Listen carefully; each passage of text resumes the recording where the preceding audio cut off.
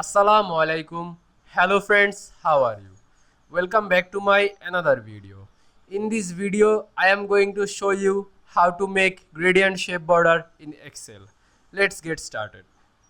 At first, you have to open your Microsoft Excel software. Then open your spreadsheet. Now you can see here are my sheet. Now I insert a shape on this sheet. At first, you have to go to insert menu. Then click this shapes drop down menu and choose any shape. Now I choose triangle shape. Draw this shape.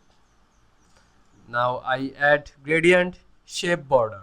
At first you have to select this shape, then go to shape format menu, then click this format shape drop down menu.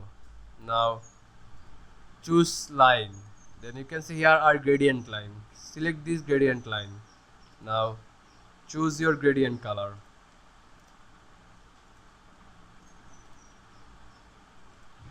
Now increase shape border white.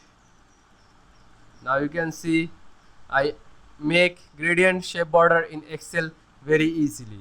I hope you enjoyed my video. Please like, comment, share and subscribe my channel. Thanks for watching.